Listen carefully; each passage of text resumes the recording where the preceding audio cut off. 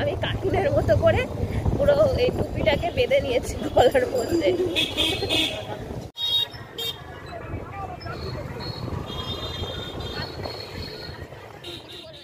Hello everyone, নতুন একটা ব্লগে তোমাদের অনেক অনেক স্বাগত। আর এই ডেটটা ছিল 30শে জানুয়ারি। তো আমরা চলে এসেছি এখন এখানটা ডান্স করতে। 31শে জানুয়ারি মানে আগামীকাল ঠাকুর ভাসান হবে। আর আমরা আসতে পারবো না, কারণ সুবর্ণর অফিস আছে আর আমাকে রান্নাবান্না করতে হবে, সেই কারণে আসতে পারবো না সকালবেলা। তাই আগের দিন রাতেই চলে এসেছি ডান্স করতে। তবে আমি ডান্স খুব একটা ভালো পারি না, সেই কারণে আমি আজকে শুধুমাত্র ক্যামেরাম্যান। এরা ডান্স করবে, আমি আজকে শুধু ক্যামেরা করে যাব, তোমাদেরকে দেখাবো। দেখতেই পাচ্ছ সুবর্ণ কোমর তো দুলিয়েই যাচ্ছে। তো এখনো পর্যন্ত আমি গানটা দিইনি, গান দিলে বাস যা ডান্স করবে না এরা এখন থেকেই শুরু করে দিয়েছে। তো আজকে এখানে যারা যারা আছে তাদের সঙ্গে ঝটপট করে একবার পরিচয় করে দিই। সুবর্ণ এসছে, আমি এসেছি, সুরজিৎ এসেছে সুবর্ণর বন্ধু, আর বাপিদের বাড়ির সামনে পুজোটা হচ্ছে, বাপি ভাই তো অবশ্যই থাকবে সাথে। বাপি ভাইয়ের ছেলে আছে, বাপি ভাইয়ের ভাগ্নি আছে, আর আরও একটা পুচকু আছে, সেটা পাশের বাড়ির এক দিদির ছেলে। আরও একটা দেখছে পুচকি আছে, সে হলো পাশের বাড়ির এক দিদির মেয়ে। তো এই কজন মিলে আজকে এখানে ডান্স করবে ফুল মস্তিতে।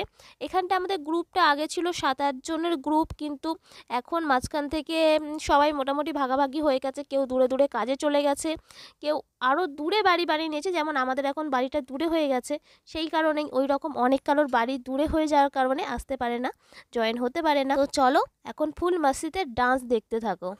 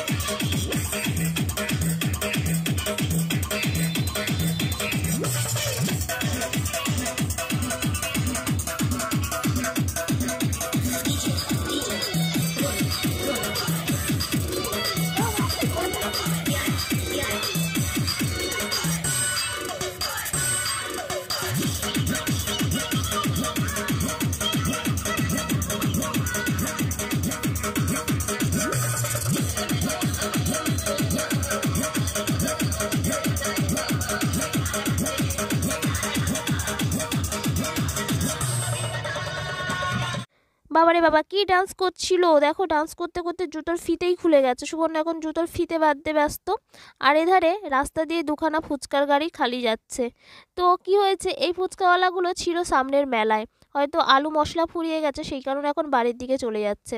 আর ফুচকার গাড়ি দেখলেই না জিভে পুরো জল চলে আসে।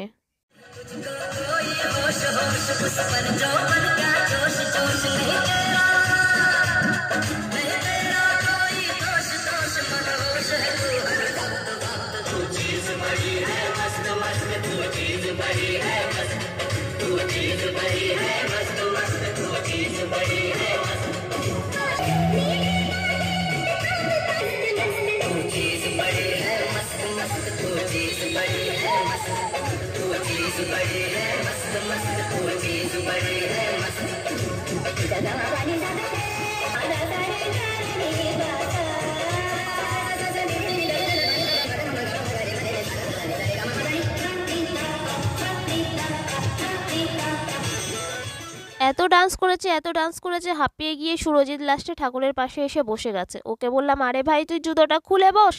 বলে, দাঁড়াও, জুতো খুললে ঠাকুর রাগ করবে, আমি তো ঠাকুরের গায়ে পা দিচ্ছি না, ঘটের দিকে যাচ্ছি না, আমি ঠাকুরের পাশে বসছি, আমাকে বসতে দাও, আমার কয়েকটা সেলফি তোলো, তাহলে ঠাকুরও আমাকে মনে রাখবে, আগের বছর বড় করে পুজো করতে দেবে। বলছে ঠিক আছে তাই তুলে দিই। তো ও দেখে দেখে সুবর্ণ আবার বলল যে আমারও কয়েকটা সেলফি তোলো, আর বাপি ধারে মুখের মধ্যে লাইট ধরে বসে আছে।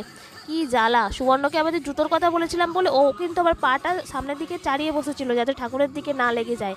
ঠাকুরের দিকে লাগলে তো জানে আমি আবার বকা দেবো, সেই কারণে পাটা একটু সরিয়ে বসেছিল। এবারে আবার ডান্স শুরু হয়ে গেছে, তো চলো ডান্স এখন দেখতেই থাকো।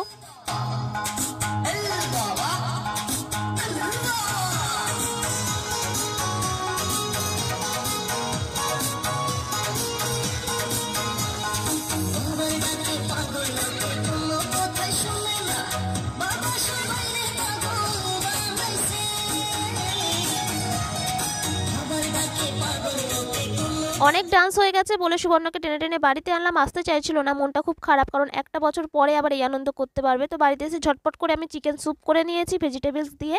তাহলে চলো দেখা হচ্ছে পরবর্তী ব্লগে। Tata, good night.